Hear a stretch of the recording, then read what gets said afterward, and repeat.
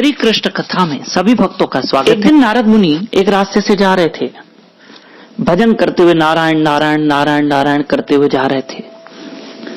रास्ते में एक पंडित मिला जो बहुत सारे वेद और शास्त्र लेके बैठा था और पठन कर रहा था। तब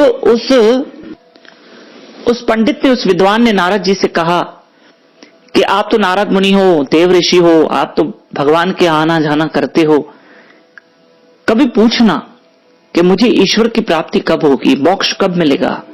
मैं इतने वेद पढ़ता हूं और वेद मुझे कंठस्थ हैं, पुराणों का ज्ञान है, मुझे ईश्वर की प्राप्ति कब होगी, मोक्ष कब मिलेगा। नारद जी ने कहा, जब ईश्वर के पास जाऊंगा तुम्हारी बात सामने रखूंगा और तुम्हें बता दूंगा। आगे गए, एक चमार मिला, वो भजन कर रहा था बैठ के, श्री कृष्ण गोविंद हरे मुरारी, हे नाथ नारायण वासुदेव। उस चमार ने कहा, चप्पल जूते बनाने का काम, वो भी ठाकुर जी का भक्त था, नारद जी से कहा कि आप तो भगवान के आना जाना करते हो, मुझे ईश्वर की प्राप्ति कब होगी, मोक्ष कब मिलेगा। नारद जी ने कहा, ठीक है, मैं तुम्हें बता दूंगा। समय अनुसार नारद जी भगवान के पास गए और दोनों की बात भगवान के आगे रखी।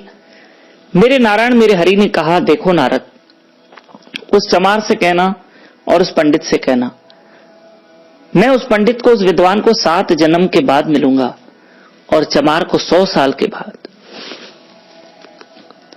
100 जन्म के बाद मिलूंगा। पंडित को 7 जन्म और लेने पड़ेंगे और चमार को 100 जन्म और लेने पड़ेंगे। ठीक है।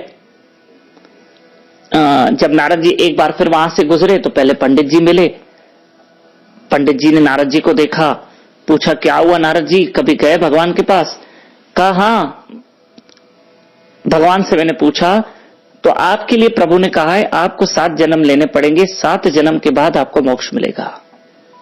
वो पंडित गुस्सा हो गया, दुखी हो गया, नाराज हो गया।